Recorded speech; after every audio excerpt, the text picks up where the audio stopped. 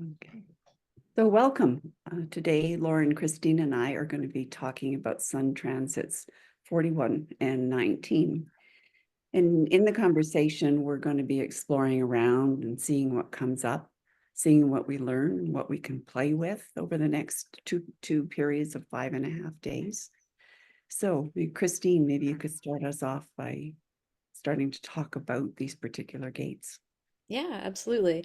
We're kind of at a really pivotal time right now, and so I think some of us are feeling that. Like we are at the 22nd of January is the Rave I Ching New Year. So it is this beginning energy. Yet we've just come through all of this finishing energy. I'm just kind of curious if we have some finishing energy stories to share. Well, besides the fact that I felt like I was carrying a weight with me all the last 5.5 days, it really did. And not only did the weight feel like it was heavy, but it made the days feel particularly long and the tasks that I was doing to be not the most joyful. Yeah, yeah, Yeah. yeah. I was thinking about how long it's been feeling like we're only really halfway through the month, and it feels like the month is going on and on and on this last week, and like just like, are we ever going to get sort of through it? And it's like really winter here, so I'm kind of keen Yeah, to move. Yeah. yeah. Yeah. As you both are talking, it reminds me, I think anyone who's ever been pregnant would Oh, yeah. recognize, right? Like these last few What? days of this, like, or weeks, it's like, seriously, is this child ever going to come out? Right? Like, and it's interesting too, because this 41 is this gate of contraction, right? So we are heavy waiting for this contraction process to start so that we can start the next cycle, right? Which I think is really interesting to be experiencing it in this kind of physical way as we're walking through these gates. Yeah, when you bring that up, Christine, it is like the heaviness of the end of a pregnancy and that weariness of it. Yeah. It didn't help that I was in the midst of writing a government grant, right? And like already something that I felt like was challenging. Of course, it would be due right in that period, right? Um, but I love I for the first time, even having looked at these now for the last weeks, to hear you say contraction, all of a sudden I can connect it with the feeling that I've been having. So let's Yeah. talk about gate 41. Yeah. Yeah. Um, yeah, so gate 41 is this in our genetics is literally this start codon, right? For anything to start in our genetic mutation, gate 41, this 41 energy is the thing that starts it, and it's the only one in the 64 hexagrams that does this. So it is a very special energy in and of itself, one of which I do not understand at all in the genetics, world, but I do think I kind of am getting a sense of it in this I Ching, human design, gene keys world, right? Like I definitely feel it. Um, and I feel it like in the world too. I've just noticed, well, again, like today was the inauguration, right? Like there's this, I didn't even know this, but the inauguration wasn't always on the 20th of January. And the 20th of January was chosen by an administration who, president, I forget, but he was a well-known Mason, right? And the Masons had tons of connection to astrology, so it's very likely. So we are at Hmm. 0 degrees Aquarius right now as well, which always happens, right, this time of year. And so this feeling of newness, of starting a new cycle, of beginning a new whatever, realm, reign or something, is really built into so much of our um, so much of our built environment, our lifestyle that we don't even recognize. And it's kind of been interesting to me to really watch that background frequency through these lenses. Hmm. Well, there you're pointing out how important it is to be really aware of what's going on, Yeah, like what's going for on, like how we're responding to everything, but what's going on around us at the same time. yeah, Yeah. yeah, Right. It's all influenced. And I playing a little bit further on your pregnancy theme because it's such a good one, and we're bringing giving birth to a new year, right? And with that comes these new ideas. And I was considering the Gene Key's gift in this of anticipation, Yeah. and thinking, we've all been mothers here, that the labor is the painful part, but in it you're anticipating this birth on the other side, so it gets Yeah. us through. And I think this consideration of what are we trying to give birth to Yeah. during these days, and that opportunity to really reflect on what is the new cycle for me, what is the new thing I'm going to bring forth. Absolutely. And the offering of this 41 energy is, again, it's a root energy in the human design. It's a fuel. This is coming directly out of this root. So it's giving us background energy fuel to, really envision what's next, to dream and to dream big and to be willing and able to transform, right? And make transformations in the world. And so it's a really beautiful gate, but it also, like you said, it comes with, this anticipation can be, you know, in and of itself, it can be like, "Ah, I want it now, right? Things aren't happening fast enough too, right? That's another part of this gate where you're just like, I just want it done. Just want to have it. I want to have the dream in my reality now. So just being aware that we are gonna get there, right? And just allowing it, right? That's a lot of what we're struggling with, I think, in general right now, is just allowing, divine timing, slowing down, all of that. So as much as we have this energy, this fuel to really activate these dreams, part of the beauty of a dream is having the dream too, right? Not Yeah. just waiting, not just being in the reality. While you were talking about it, I was like, you could feel like there's the tension Yeah. that exists in this gene key between sort of that moving forward on our dreams and sort of getting pulled back into just dreaming Yeah. and not actually really doing anything, but your whole body was in it. Well, I would imagine this is also a time of powerful dreaming during our sleep time. I know mine have been super vivid and all about, moving from here to here. They've been very interesting as I've charted them. But when you were talking about it being a fuel, Christine, as I was preparing, I was thinking about what GMO extract would be helpful in this. And I, I think one of the best fuel GMO extracts that helps with focus and refining is blackcurrant. Mm. Blackcurrant fuels the adrenal glands in such a beautiful way, but its work with the autonomic nervous system helps us focus when we're in a sympathetic state of movement, to be organized and not get chaotic. And so I think there's a forward movement there that isn't frenzied and scattered, and that feels really nurturing for Mhm. what we might benefit from. I went and took some this afternoon just to test my theory, and I think it was very helpful. There you go. And you would know. I hope so. Unlike unlike me, I would not notice. I would be like, oh, seemed good. You know?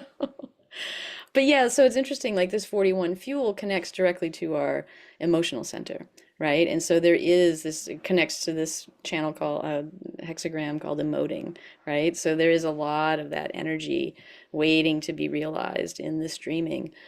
So yeah, anything that can help us ground again and recenter and be um, more patient, right? Like patience is Mm, really yeah. one of the challenges and gifts in some ways of this energy, right? The patience to see the vision through and not get caught up in just fantasizing about it and not making it happen, right? As I was preparing today, I was thinking about the genetic sequencing and the start aspect of this. Hmm. And when there's that sequence comes together, that it's the time. And there's like, so how can we feel into more what feels right? Because then there's like, when the sequence comes together, it's the right time for us. So using all of our senses to really pay attention to what feels right. When's the right time to move? When's the right time to hold back? Yeah. And so just paying attention to that related to what we really want to have happen. Yeah. Yeah. Yeah. Which would be centering a lot, like what you were Mm-hmm. sharing. Mm-hmm. Yeah. And we need to do that because, again, this circuit, we're in the collective circuitry here, right? So this is really about sharing.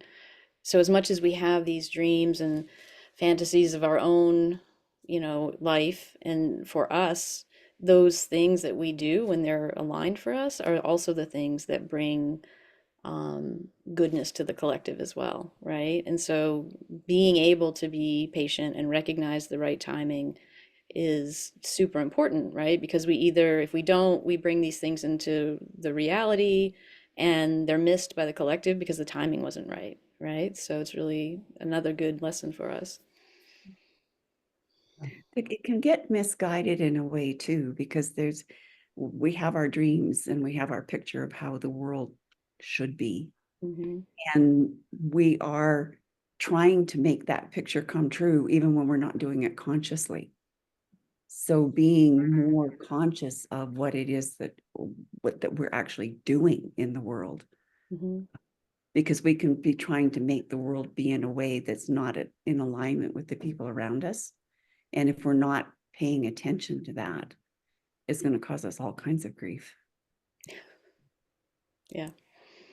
Yeah, it feels like such an interesting opportunity right here and now as we start this new year to recenter ourselves and find that balance between being lost in ourself and our own thoughts and desires and wishes and being ahead of whatever is the world is ready for. And that's something I feel like I'm continually struggling with, but I think it's all of us, right? Where is that sweet spot?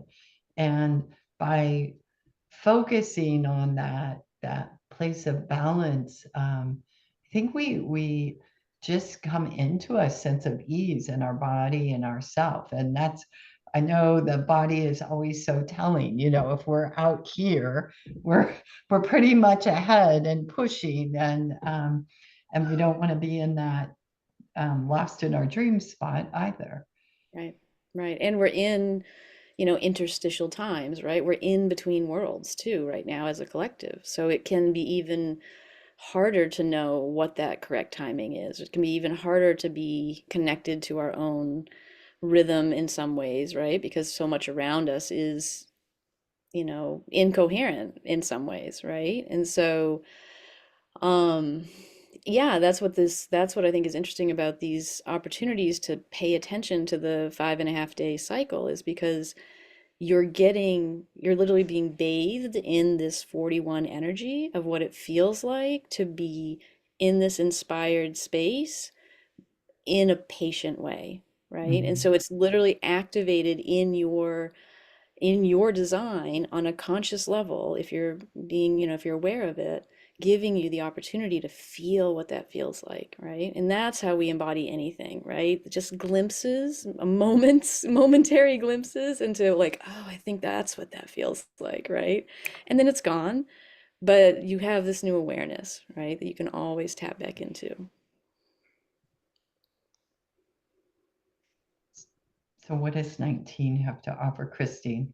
19, also a beautiful gate, also a fuel energy, right? So we're going to have 11 days of pure root fuel ready to give us adrenalized energy to do the things, which again, we have to be careful of because it wants to push us to do, and sometimes doing isn't the right path, right? Sometimes waiting is the right path. Sometimes sitting is the right path, right? There's several, not this gate, but many of the other root gates have their bottom trigram as the mountain, keeping still, right? And this is a really interesting and tricky part for, definitely Westernized people, right? Modernity, not great at keeping still, right? That's just not how we generally roll. So gate 19 is also a fuel, and it's the fuel to be sensitive, right, to the needs of others. And so this sensitivity is really a beautiful thing, except it can also, we also have to recognize that it's not always the most sensitive world, right? Most of us are living in a really hard world. And so being sensitive to it can feel like a lot, right? And so again, we'll have these 5.5 days to kind of feel this sensitivity and learn, like, again, what's mine and what's not, right? How can I use this sensitivity in the gene keys, where is the gift? The gift is sensitivity, right? But Yeah. the Yeah. shadow is codependence, right? And that's where it's like, where is this sensitivity, you know, being misguided, right? Being used in ways that aren't great for me or for the other.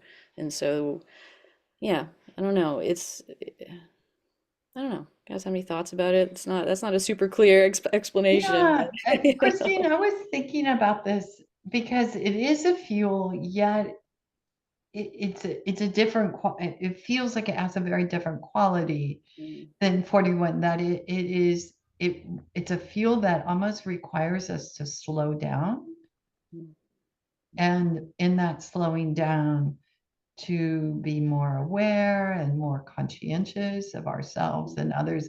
And I like that what you said about determining what's ours and what someone else's. That feels like a very important task to mm, take on at the start of a year.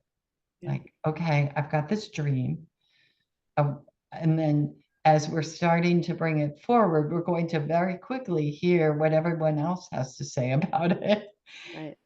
And then sense into, you know, okay, is that true for me or not? So weighing things through. Yeah, that that line between in the gene keys between the shadow and the gift is really that codependence and that sensitivity, right? It's a Hmm. very interesting line to walk. Yeah. Yeah, and you're right. It's 100% different kind of fuel, and it literally is. Like in 41, we're in collective energy, very much about sharing, right? We want to share Mhm. our vision for, Yeah. right? It's all about how do we make the collective better. And 19 is a tribal energy. It's very much about supporting others, but also having that expectation of support in return, right? And so this sensitivity becomes like, all right, I was sensitive to your needs, but now I need you to be sensitive to my needs too, right? And we can definitely feel this in in the tribe now, right? Like there's this definite different flavor of what it means to be sensitive and what the expectation of being sensitive is. So I totally think you're right around the energies there. The idea of personal empowerment came up for me when I was looking at this gene key in terms of where is that coming from inside of us, rather than looking constantly outside for it. And then that taking personal responsibility, because like Richard Rudd talks about this move from codependence to independence to interdependence, Hmm. and that being a line of growth for us. Hmm. And in that codependence, uh, that sensibility has us paying a lot of attention to what's going on for other people and maybe trying too hard to Hmm. keep them happy or at ease all of the time and not paying attention to our own power. Yeah. So in the independent, it's like, how do we move into that in I guess working at moving into that in a graceful way so that it's not doesn't just serve us, it serves the people around us. Yeah, I think that's beautiful. I think you said it beautifully, Lois, and that's exactly what this energy is, right? It's the power to be sensitive to the needs of others without losing yourself, without stopping taking care of yourself, right? Like that's the trick. It's like, yes, you can be sensitive and you can support and you can give to a point, right? You have to be able to step back and give to yourself and support yourself and take care of yourself. And it is like the gene key city is sacrifice, right? Which I have 19 is my personality sun, so I really recognize, I really resonate with this word sacrifice because it sounds awful, like, oh, sacrifice. Nobody wants to sacrifice anything, right? But I've never, when I first learned this word, I was like, oh yeah, I totally get that. That's exactly what everything feels like to me, which is, yeah, there's a lot of things we have to do in the world that make the world a better place, that are kind of hard sometimes, that maybe don't always feel great. But in the end, we all benefit, even I, when I've sacrificed, right? That's just the energy of um, this gate to me. Um, so yeah, that balance between what's good for others and how do we take care of ourselves at the same time. As I'm listening to you all talk, I had some thoughts on a Jimmo that could be supportive during this time, and I'm changing my mind a little bit while I'm listening, and I love that. And what's coming up for me actually now is the Jimmo oats, and oats is a very good extract for reminding us to take care of ourselves before we take care of the needs of others. And the state of oats can often be a state of depletion. And we are always depleted in codependent relationships. I mean, is no other way. And so I think what oats can do is help regain that sense of self. And here's something really cool about oats is it's an adaptogen. And we only have a few adaptogens in the repertoire, but oats is one. And so it's able to ride the waves, right, with us, giving what we need in the moment, particularly through periods of stress. I can't imagine that we would be facing any in the coming weeks, but just in case, I think it would be a very interesting extract, and maybe one you just want to keep in your toolkit for the rest of the year, but particularly for this week. Yeah, I love that. It's interesting because I'd had some thoughts before as well, and something has popped up for me that was a little bit different. And it's something I've talked about a lot of times, and it's the difference between caretaking and caregiving. Yeah. And looking at, am I so busy taking care of other people or situations that I'm all in a way taking away their ability to learn and grow? Am I taking over? Am I taking control? Or am I caregiving and I'm doing things that will help this person learn and grow and become more capable in the world? And that sort of makes that shift from being in that codependent space where you're busy looking after somebody else's needs and going, no, I need to do some things for you, but I'm going to do it to help you Yeah. so you're more capable in the world. Yeah, no, I love that. Yeah, and I also like going back to that pregnancy metaphor too. I think about that, like that 41 of like anticipation, right? The baby is there. It's so amazing. It's so beautiful. And then by week two, you're like, oh my God. Right? Now the sacrifice is here. Right now, it's like, wait a minute. Well, that plays right into Christine. I was reading Hilary Barrett's beautiful translation of the I Ching, and one line really stood out to me: is harvest is not the end.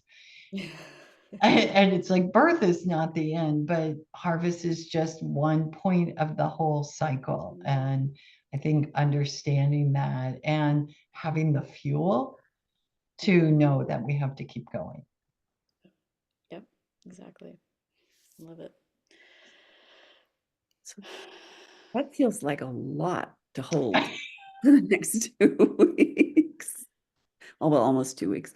I was just thinking, so it's sort of like the pulling together of the two, like seeing where the transition happens between the transits was Mm, really helpful today. And I think that's where we sort of made our shift in what we were thinking about before and what was emerging Mhm. today. yeah. Yeah. Mhm. Yeah, exactly. I want Christine to give a little plug for these amazing calendars that you've produced, because Christine, I mean, I just can't tell you how useful mine has become. And I have, over the 6 months I've been using it, I keep modifying, of course, and experimenting with different ways to use it. And now I'm even putting on mine the appointments I have scheduled out, like things I planned, maybe a month ago to happen during that gate, not thinking about the gate, and then how much they align with Hmm. the energy of that. That's just blowing me away. So, Christine, where can folks find out about these calendars? Oh, yeah. So they are on my website, which is mostly a jewelry website, but it's going to now have human design things too. Yeah. And this would be the first piece of it. And so it's actually adaptivereuser.com, and you'll see it right on the homepage. It's called The Sun and You. It's our little journal, sun transit journal. And it's just a little PDF that you can download and print as you want. You can print the whole thing out at a print shop if you want, or you can print a page at a time. It's just designed to be on a regular 8.5/11 sheet, black and white, so nothing fancy. Just to give you a structure within which to just note for yourself whatever's going on that you're feeling either internally or externally, and just to give yourself a chance to notice some patterns, right? And see, like, oh, maybe there are some alignments here with what's going on in the transit of the sun. Who knew?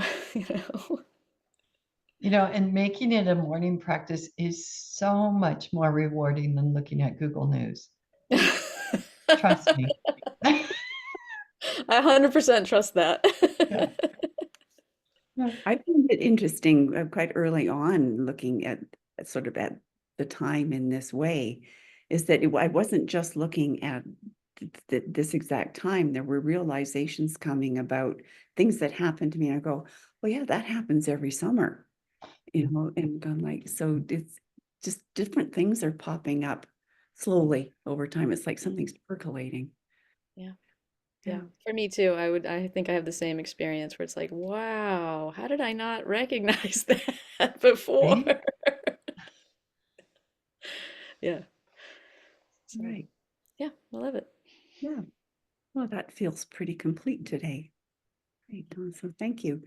And we will hope that we'll see you again for the next two transits. Yes, absolutely. Thanks, Lois.